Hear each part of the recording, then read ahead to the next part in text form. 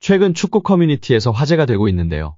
바로 엘리케 감독, 벤투 감독, 이영표 해설위원의 이강인을 향한 발언이 공통되고 있기 때문입니다. 전문가들의 눈은 정말 정확하고 똑같은 것 같은데요. 많은 팬들이 공감하며 지지하고 있는 그들의 발언. 어떤 이야기들이 있었는지 자세한 내용 살펴보겠습니다. 파리 생제르맹의 정보를 주로 다루는 PSG 인사이드 액터스는 루이스 엘리케 감독이 구단 수뇌부에 제출한 살생부를 공개했습니다. 다음 시즌 엘리케 감독에게 더 많은 권한을 제공할 예정인 파리 생제르맹이라 매각과 잔류로 나뉘어진 명단에 눈길이 쏠립니다. 이강인은 엘리케 감독이 꾸준히 신뢰했던 대로 잔류 대상으로 분류됐습니다. 올 시즌 파리 생제르맹 유니폼을 입은 이강인은 엘리케 감독의 시험대를 잘 통과했습니다. 전반기만 하더라도 확고한 주전으로 볼만한 입지를 자랑했습니다. 위치를 가리지 않는 멀티플레이어 능력으로 엘리케 감독에게 큰 신임을 받았습니다. 재능에 상당한 만족감을 표했는데요. 엘리케 감독은 지난해 연말 스페인 프리메라리가를 안 보는 이들에게 이강인은 아마 조금 생소한 선수일 것이라고 입을 연 뒤 이강인은 오른쪽 윙어, 왼쪽 윙어를 맡았다. 매우 중요하다. 이강인은 기술적인 능력을 갖고 있다. 그리고 팀을 위해 자신을 희생한다고 지금까지 유효한 긍정평가를 내놓았습니다.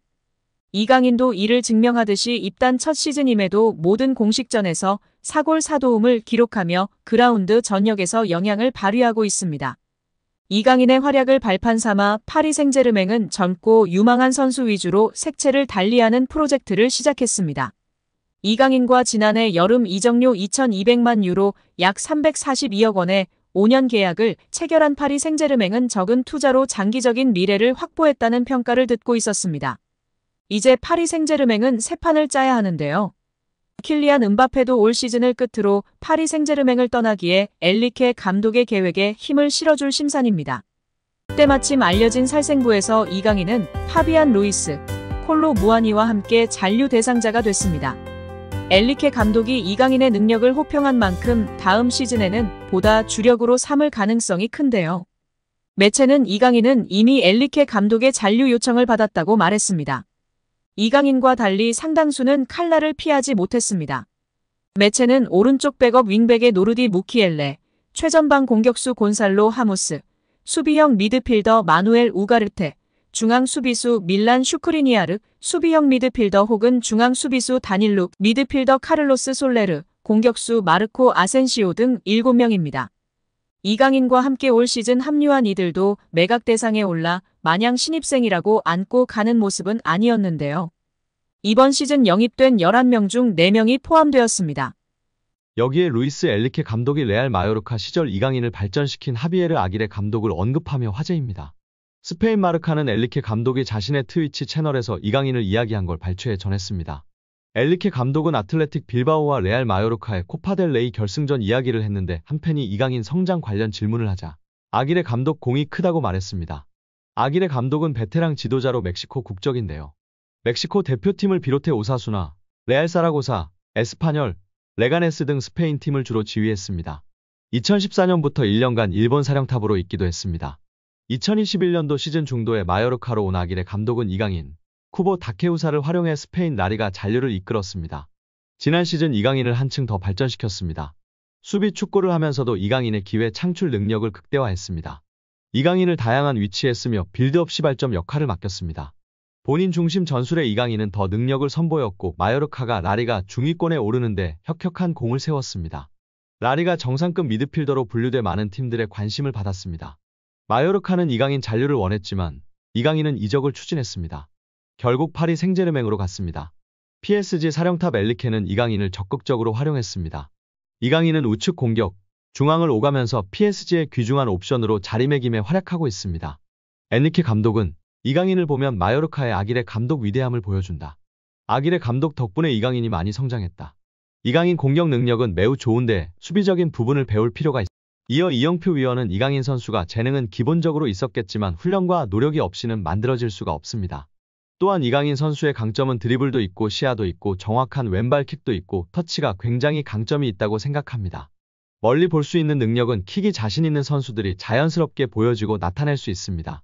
어떤 선수들은 드리블을 잘하는 선수는 자기가 드리블을 보여주고 싶어하고 패스를 잘하는 선수는 패스를 보여주고 싶어하기 때문에 좋은 킥, 멀리 보낼 수 있는 킥이 장점인 선수는 자연스럽게 시야가 넓어지고 시야가 넓은 것처럼 보여지게 됩니다. 어린 선수들에게 멀리 보라, 시야를 넓혀라 라며 가르치기보다는 좋은 킥을, 멀리 찰 수 있는 킥을 가르치면 자연스럽게 시합에서 연습한 킥을 보여주려고 하기 때문에 시야가 넓어지고 넓혀진 모습을 볼 수 있다고 발언하였습니다. 이어 최근 프랑스 언론의 비판에 대해서도 이야기했는데요. 이강인을 향한 언론 비판은 일도 신경 안 써도 됩니다. 한국에서처럼 선수를 비난 잘하지 않는 문화가 아닙니다. 한국에서는 정말 엄청나게 큰 잘못을 저질렀을 때 비난하나 외국은 그냥 막 합니다. 그들의 문화이고 경쟁이라 신경 쓸 필요가 전혀 없습니다. 유럽에서도 크게 신경 쓰지 않는 편입니다. 거기에 일희일비할 필요 없고 비난을 받더라고 원래 그런다 생각하는 게 팬들도 선수도 좋다고 발언했습니다. 이어 이영표 위원은 이강인 선수가 수비할 때 압박이 안 된다는 단점이 있었는데 약점이라고 지적되던 수비 전환, 수비의 능력을 키웠다는 것이 정말 대단한 것이라며 치켜세웠습니다. 이는 특히 선수의 태도의 문제이기 때문에 이런 것들을 지적을 받으면 자기가 수비력을 키우는 게 아니라 나도 수비를 열심히 하는 척해야지 라는 선수가 있는데 이강인 선수는 진짜 수비를 하는 것이라며 극찬하였습니다. 특히 이런 태도를 갖고 있는 선수는 길게 선수 생활을 하고 겸손하기 때문에 대성하는 경우가 많다고 발언했습니다. 벤투 감독은 유튜브 채널 FC온라인과의 화상 인터뷰에서 대한민국 축구대표팀 시절 줄곧 외면했던 이강인을 카타르 월드컵에 발탁한 이유에 대해 이강인의 재능이 뛰어나다는 사실은 팬, 감독, 스태프 미디어 할 것 없이 누구도 반박하지 못할 것이다. 하지만 우리 코치진은 그보다 많은 분석이 필요하다. 재능만으로 판단해선 안 된다. 이강인과 같은 열번 유형의 선수는 주로 공격만을 생각하고 수비를 고려하지 않는다며 솔직히 이강인을 월드컵 명단에 올린 건 월드컵 본선 직전이었다. 이강인을 월드컵에 발탁할지에 대해 확신이 있었다고 한다면 그건 솔직한 대답은 아닐 것이라고 월드컵 최종 명단에 이강인을 제외할 생각도 있었다고 털어놨습니다. 하지만 벤투 감독은 23명 명단에 이강인을 포함했고 이강인은 월드컵 조별리그 가나전에서 부메랑 크로스로 조규성의 골을 돕는 등 톡톡 튀는 활약으로 믿음에 보답했습니다. 벤투 감독은 이강인을 명단에 올린 중요한 이유는 그가 바뀌어서다. 마인드의 변화와 마요르카에서의 활약으로 월드컵 출전의 자격을 증명했다. 그는 마요르카에서 완전히 다른 선수가 되었다. 그의 변화를 이끌어준 중요한 두 사람은 본인과 클럽 감독 하비에르 아기레일 것이다. 이강인은 스스로 스타일을 바꿔야 한다고 인정한 것 같고 아기레 감독은 그런 변화에 대한 확신을 줬을 것이다. 이강인의 훈련 퍼포먼스와 합숙에서 보여준 모습들이 월드컵 무대에서 좋은 성과를 이어졌다고 돌아봤습니다. 22세 나이에 챔피언스리그 우승을 노리는 프랑스의 거함.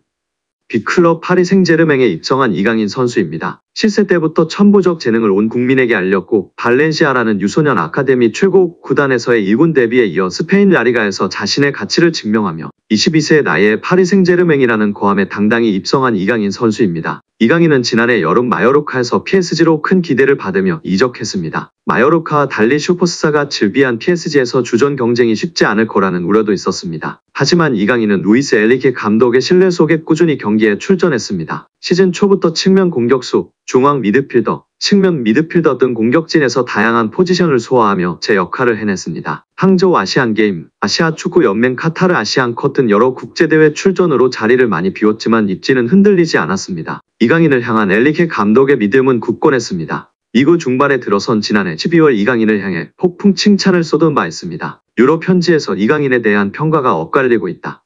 감독으로서 이강인을 어떻게 생각하느냐라는 질문에 이강인은 우리에게 굉장히 중요한 선수다. 오른쪽 윙뿐만 아니라 미드필더 오른쪽, 왼쪽을 모두 소화한다.